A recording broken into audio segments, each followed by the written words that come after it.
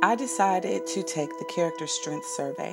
I had to really think through some of the questions to realize that I am not at the happiness level that I once was at just a few months ago. This is a good thing to know in order to work back to my happy place. I have been sticking to my promises to others, but not to those I made to myself due to stress of new projects, new deadlines, plus family issues. I also learned that my top strength is fairness. That made me happy. I had not always been treated fairly, so I fight to give others the chance that I didn't get.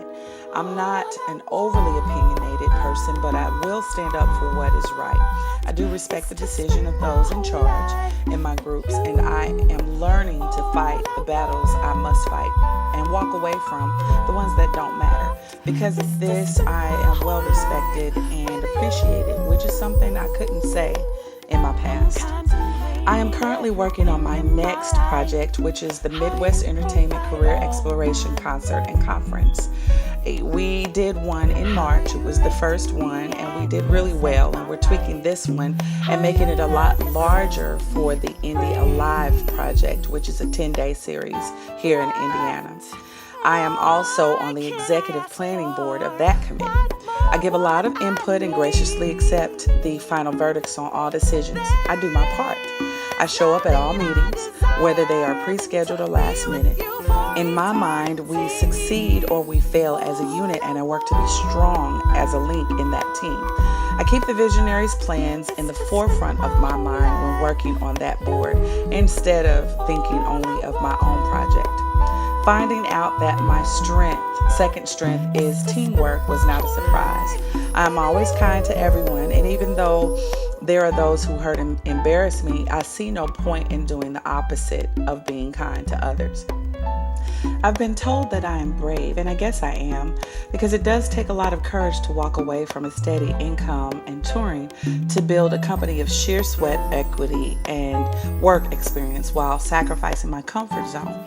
Doing the survey helped me to see more I have to be grateful and happy about in me as an individual, and it helped me to see what I can work on to improve. I plan to implement these things into my life to achieve real happiness. Today, I spent time with my friend in the recording studio. This was my third day this week with a special person. The first hour was Wednesday with my 3 daughters, grandson, and my great niece and nephew at a Mexican restaurant. That didn't go totally well because my mind was on the tasks at hand instead of enjoying the moments. There were some good moments since we stayed off of our phones and engaged in one another. But my second chance was with a friend at her home last night. We had a songwriting session. She and I talked about our relationship situations, which helped write the song. We laughed so hard and joked most of the time until we forgot what time it was. We finished a little bit after midnight, and for the first time in weeks, I felt happy and peaceful. We had achieved flow. Today, the same friend and I went to the studio. We laughed and recorded a masterpiece. Then we went out and lunched with a male rap artist that she had as a guest on one of the other songs, and he was at the studio with us as well. We laughed and joked and spoke on our industry experience and enjoyed each other's company. I was so exhausted behind it, but so happy. And the result was that I fell asleep quickly and rested better than I have in weeks. I woke up ready to do this assignment and grateful to have an opportunity to change my life through this degree. This is a wonderful thing because I had been bogged down for weeks. Nothing brought me joy or pleasure. I wasn't sleeping well because my projects and other things were on my mind. I was putting in 16 to 17-hour days and sleeping 3 to 5 hours per day. I was also over obsessing on my projects until I was actually dreaming about them and moaning in my sleep with mental agony and waking up with migraines. But thanks to my PERMA exercises this week, I am doing this assignment, at least the final parts of it, without dread and with a clear mind and with joy. The PERMA plan I have developed is as follows. Positive emotions. Each day I plan to write down 3 things I am grateful for that have happened over the last 24 hours. I'll keep them in a journal that I can revisit on a cloudy, moody, exasperating day. I will compliment and encourage others. I will also pray more and thank God for all He has blessed me with in detail. I will celebrate my achievements. I will do emotionally meaningful things that are not measured by money, intelligence, like drawing, walking, or swimming. I will watch my diet again because I did notice that I feel a lot better when I eat right, and I eat right when I feel better. And I will go back into my exercises because that also helped to promote a positive mood. I will take more play breaks. I noticed that my grades are better and I am happier when I do. Engagement. My daughters and I have scheduled a firm, reoccurring day together with no phones or social media. Monday evenings will be our time to talk, cook, dance, sing, watch movies, play games, and talk. I also plan to go out and play once per week. This will be with my peers, my mother, artists, business owners, and families or friends, or even just myself, to enjoy myself and get my mind off of anything else that is going on with projects and family issues or my business. And I will make sure that they are things that I can zone out and lose myself in and have fun. Relationships. I will make new friends, spend time with my old friends and family, and I will also evaluate myself and my needs. I will spend some time alone. I will pray more and study more to strengthen my relationship with God. Meaning, I will exercise balance in my time to enable me to volunteer at my church more.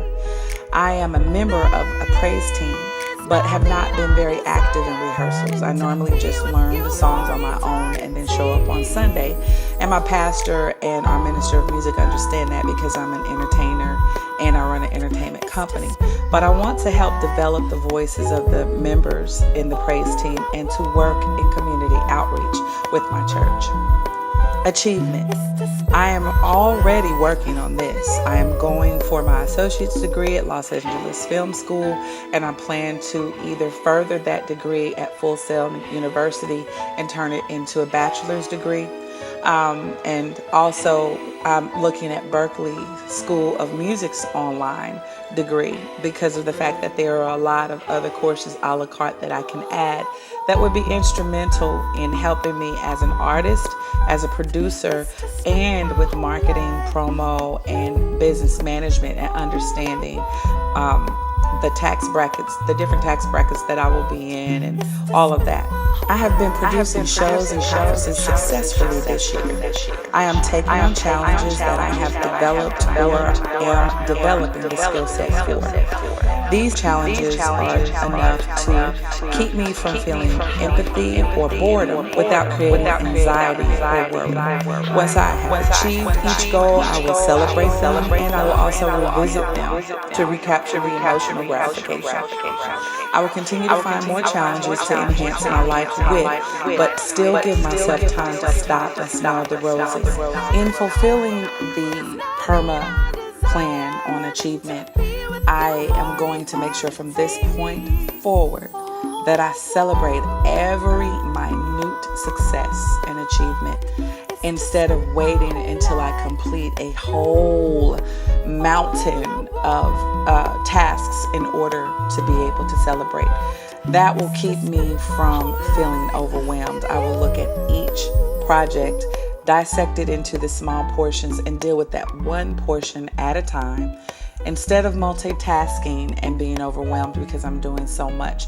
Even if that means that I have to split my day into portions in order to take care of the things that I would normally have to multitask with in a day, so that way I'm only dealing with one thing at a time. Plus, from this point forward, I will only deal in the I can, I did, and I will aspect of my life, because it's easier to affirm myself and then produce positive achievement than constantly looking at where I failed or the fact that other people may not believe in what it is that I am doing.